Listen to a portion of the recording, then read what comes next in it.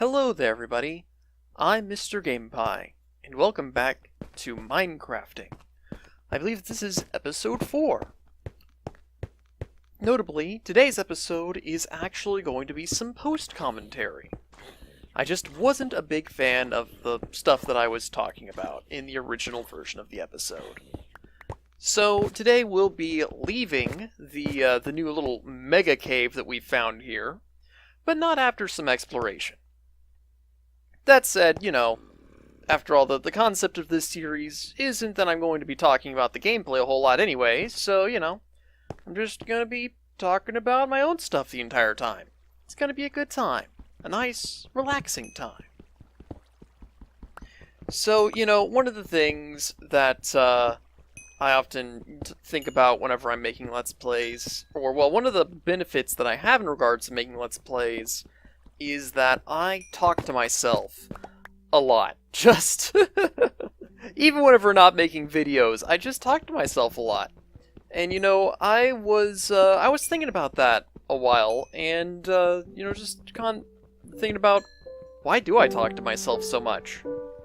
And, I came up to a couple different conclusions. One is that I'm an only child. I don't have any brothers or sisters, nothing like that.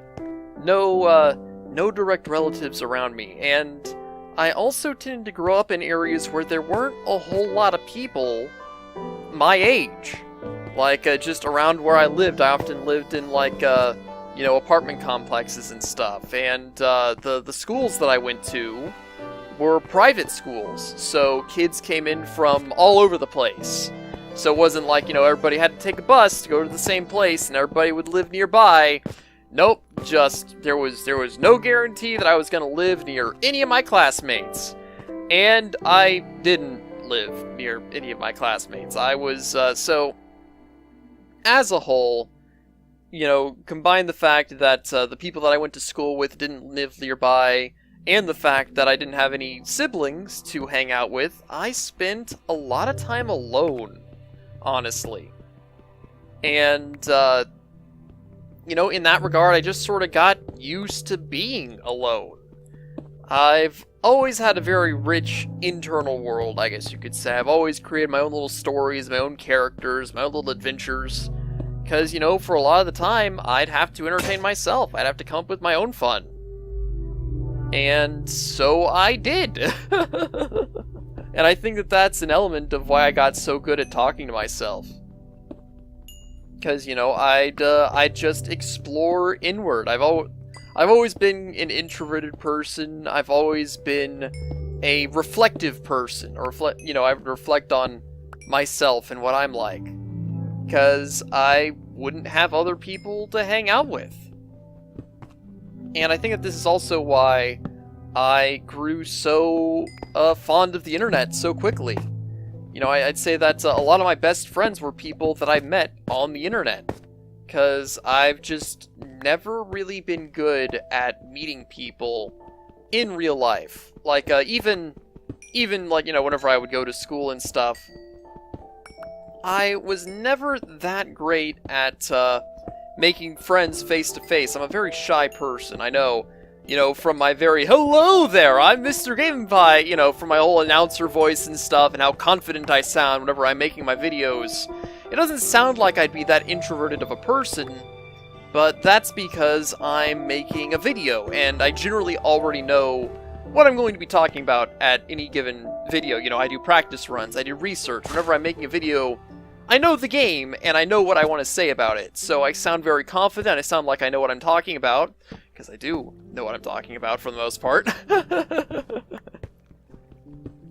But, if you were to ever just walk up to me, just, find me randomly, I'd probably be kind of uncomfortable, because I'm not very confident in most social circumstances. I'm very shy, I tend to be pretty quiet, unless we're talking about maybe like a video game, because I know about video games, so I can talk about video games perfectly fine, but about most subjects, I tend to be kind of quiet. I tend to be very laid back and relaxed.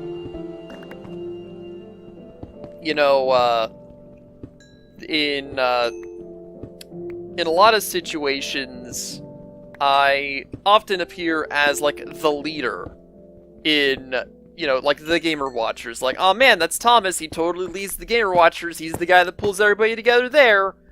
But, in most circumstances, I actually tend to prefer taking a step back and letting other people lead in various circumstances, whether it's group projects or the like, because, you know, I'm not somebody that just needs to be the leader all the time. Although I do tend to be volunteered for being a leader position, or people will say, hey, that's Thomas, he seems like he knows what he's doing, how about he be the leader of this situation? It's like, you know, if nobody else wants to be the leader, I can be, but, like, if somebody else wants to be, that's fine too. Because, you know, people talk about type A personalities, and it's like, oh man, there's, you know, the people that's those leader people. They go in there and they take action and they take charge, and that's, you know, that can be me. If somebody really needs to be in that position, nobody else will be, but, like, I don't need to be in that position. I'm fine just taking a back seat, hanging out. But, you know, I find that a lot of group projects, there'll be a lot of times where nobody does take that position. Where everybody's just sort of sitting around waiting for something to happen. It's like, oh boy, I guess it's time for me to do something then, because I don't want to fail. This, a situation kind of like this happened recently, where, I'm taking some college classes, and one of my college classes is, how do I word it? It's a group project class, where, we work together to create a video game. And it's one of the prerequisite classes was where we would work individually to create our own video game. But yeah, this time we all had to come up with a game idea and present it to the class, and people that wanted to work on a game would go over there and say, hey, I want to work on this game. This game idea sounds cool. And quite a few people said that they did want to work on my game, so that was pretty cool. So, you know, obviously, because people want to work on my game, I become the leader of that project. And it's a little bit intense because, well, I do have at least sort of general knowledge on various programs like Unity and Maya, on how to create, you know, things. I'm much more of a level design person. So I don't really know the ins and outs of 3D modeling or of programming or anything like that. I can generally follow the logic of these things, but they're not really my my greatest understandings, essentially. So people will be like, "Hey Thomas, I'm stuck. What do I do here?" And I'm like, "I don't know. I don't know, Maya." But fortunately, we do at least have a couple of people who really do know what they're doing on the technical sides of things.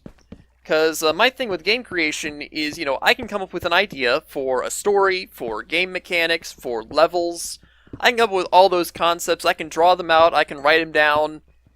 But whenever it comes to implementing them, whenever it comes to coding, whenever it comes to drawing, whenever it comes to modeling, none of those areas are really my strengths. You know, I can work on them, and I can do things in those regards, but I could not replace a dedicated 3D modeler. I could not replace a dedicated coder. And so, you know, I'm really relying on the various members of my group to do those things. And you know, that's kind of a thing that you want to do, where you want to be able to rely on the person that's supposed to be making the 3D models to make the 3D models and know how to do that. And you want to be able to rely on the person who's coding to be able to code. And you know, some of the team members that I'm working with are more reliable than others, is one way to put it. But yeah, so that's something that I've been working on lately. But you know, going back to the whole thing that I was talking about earlier, where me talking to myself, essentially. Another thing is, I think I also got it from my dad. How he's somebody that, whenever he's driving, he'll often end up talking to the other drivers. Not like opening up the window and shouting at them that way, but like he'll just be like, "What are you doing? What's going on? Why are you pulling over? It's a 40-mile-per-hour road. Please go the correct speed limit." But like he won't actually yell at them. He'll just be talking to himself as though he is talking to them. And honestly, it can get a little bit stressful because like, you know, my dad tends to yell a lot. He's gotten better at it in recent years, but he tends to yell a lot. And so it can be pretty darn stressful at times. But, you know, I think that's also potentially a source of where I've gotten my tendency to speak to myself, because I've just sort of copied him. Where it's like, "Oh no, Goomba, what are you doing? No, get away, Tomahawk Man, please! Tomahawk Man, please!" You know, stuff like that. It's hereditary. So, you know, between being alone and talking to myself a lot, and coming from a family member that talks to himself a lot, you know, it's something that's happened a lot. And then there's also the fact that, so I created my very first Let's Play episode back in like 2008. And it's because I watched the Deceased Crab's Let's Play videos, and I decided, hey, yeah, that looks cool, I'll make some of those. And then I made a series on Sonic 3 Knuckles, and then there was a period of time between 2008 and 2011 where I wasn't actually creating any Let's Play videos, but anytime I would play a video game, I would still be talking to myself as though I was creating a Let's Play. And so that just sort of provided a habit of anytime I'm playing a video game, I'm probably talking about it, because I never turn Let's Play mode off now. Which, it's good practice, because, you know, talking while playing a video game is a skill. It's a skill that you can practice. It's a skill that you can get better at. And, you know, that's why anytime somebody says, "Oh man, yeah, this Let's Player that can't play a video game because they're busy talking while playing the video game," you know, and that's why they suck at the video game so much, that's why that never really flies with me, because talking while playing a video game is a skill. Like, maybe if it's their first time making a Let's Play, yeah, sure, maybe in their first 5 times making Let's Plays, sure, but like, if you've been doing this stuff for like years, then there's a point where you should be good at this by now. You should be at the point where you can talk and play a video game at the same time. But, you know, maybe some people just never get good at it. I don't know. But yeah, Minecraft is a good time. You know, I was on a real Minecraft kick for a while, and that's why I got like 3 episodes in a row. But Minecraft is one of those series for me that just sort of waxes and wanes. I'll be really into Minecraft for a little while, and then I won't be into Minecraft again. Then I'll be into Minecraft again, and then I won't be into Minecraft again. That happens with a lot of different games, typically theoretically infinite games like Minecraft, Team Fortress 2, Overwatch. That's sort of how I play them. I can't say that I've ever gotten super into any single game like that. In fact, I don't think I've ever gotten into any game at all like that. Like, I play it every single day for like months and years. That just doesn't happen. And, you know, I know that there are a lot of people who they focus their channels around, like, a single game. They're a Minecraft YouTuber, they're an Overwatch YouTuber, they're a Toho YouTuber. And I don't think I could ever do that, even in the face of something like speedruns or competitive games like Smash Bros. Or something. Like, I can't focus on a single game that long. It's just too much for me. Because, you know, if I play a game, I can play it for like maybe a week or 2, and then I move on to the next game. And that's just how I play video games. That's just how I roll. So, you know, it's just in that regard, you know, you can kind of see that with all the different types of series that I've made.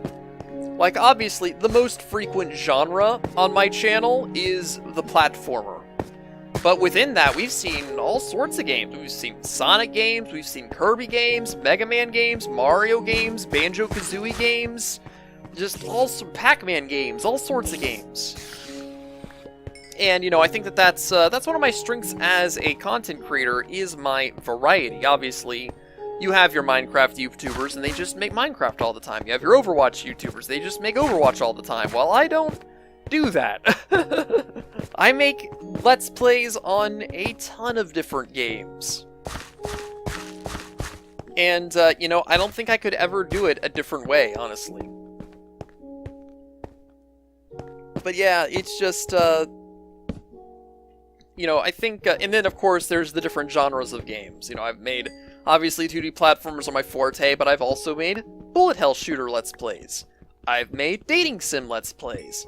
I've made RPG Let's Plays. I've made shooter, like, you know, third person, first person shooter Let's Plays. I've made turn-based strategy Let's Plays. I've made beat 'em up Let's Plays. No, I don't think I've ever actually played a beat 'em up. But I have done a fighting game or two, so that was good. You know, like Sonic the Fighters. I did a series on Sonic the Fighters. I've done racing game series. You know, I did like Sonic R and Mario Kart Wii that one time. So, you know, basically, if it's a genre of video game, it's probably going to appear on my channel at some point. You just never quite know what I'm going to play. Because, you know, I guess that's another thing, is I pretty much just play whatever I want to play. Like, obviously, there have been times where I've played whatever was popular at the time. I did an Undertale series. But, like, I'd never do a Five Nights at Freddy's series, and I never did Flappy Bird or any of those games. I always do games that are important to me, and sometimes that means it's a popular game, like Sonic the Hedgehog, and other times it means that it's kind of an obscure game, like Cubivore. But, you know, just, if it's important to me, if I feel like I have something to say about it, I will make a video on it. And I guess that's one reason why I've never particularly taken any requests, you know? Like, you know, I'm always open to people making requests. If you want to request a game, you certainly can. But whether people request a game or not very rarely impacts whether or not I'll actually make a series on that game, because I always want it to be something that's important to me.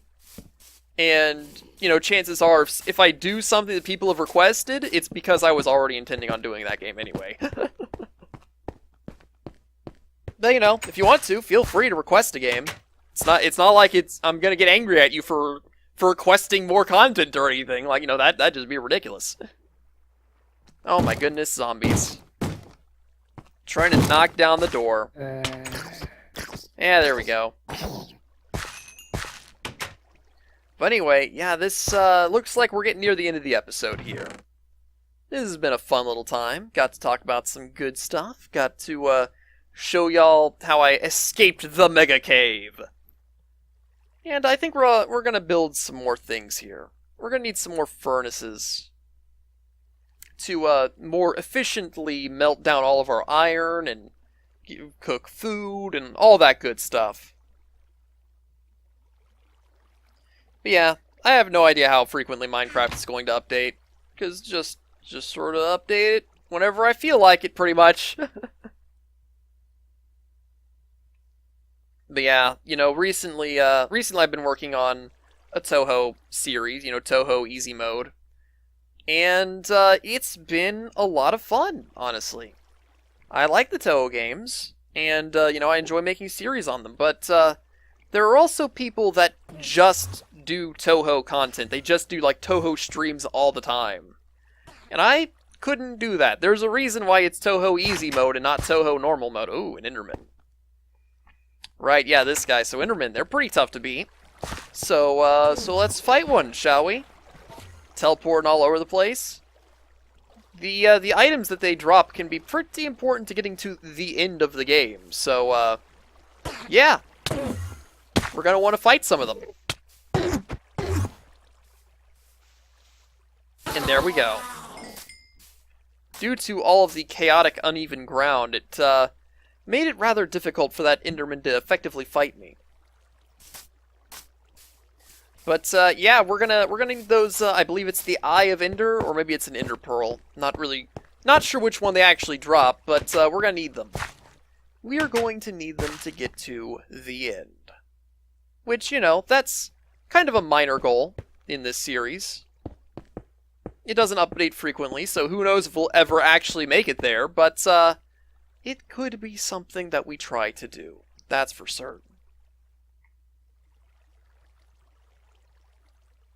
There we go. You can always put in more coal than you actually need, because then it's just, if there's nothing left to burn, then whatever coal is in there will not burn. So that's convenient. Being a little bit inefficient here, putting in things that require 2 flame, whenever I could put in like 8 things instead. Oh well. But yeah, with the Mega Cave, I feel like that's a good omen for this series. We definitely have things to work on there.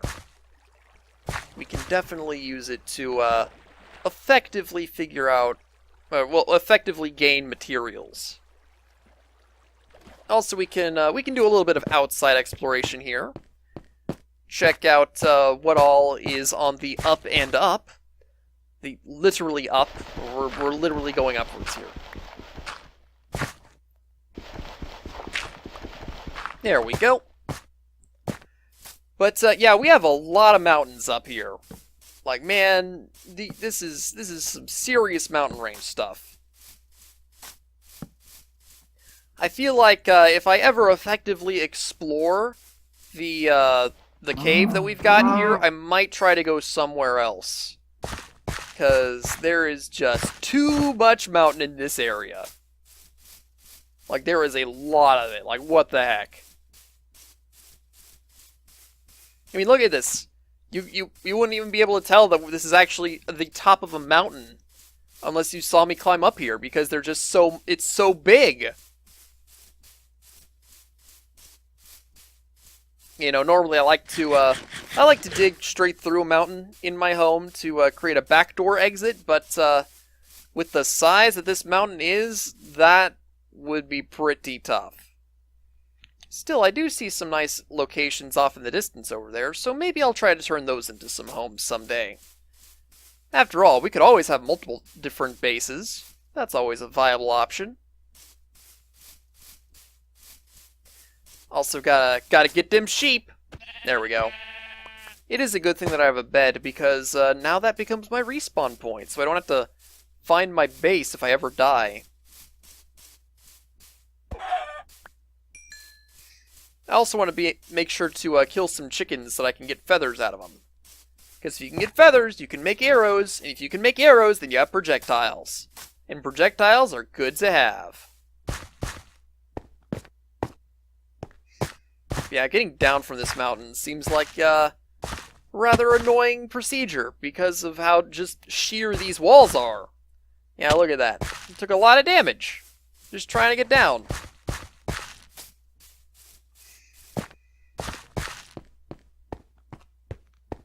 But yeah, I think that this is about it, actually.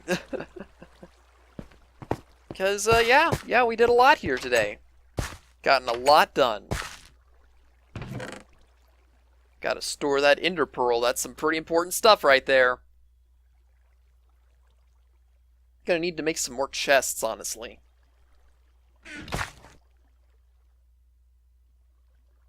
Oh yeah, the bow. We totally can make a bow right now. Even if I don't think we have any arrows for it yet. Oh well. Oh wait, we do have 2 arrows. Not many, though. Alright, we have enough wool for a second bed. Got some extra food so that we don't starve. Things are looking up for our Minecraft world. Alright, well with that said, I'm mrgameandpie, and I'll see you next time.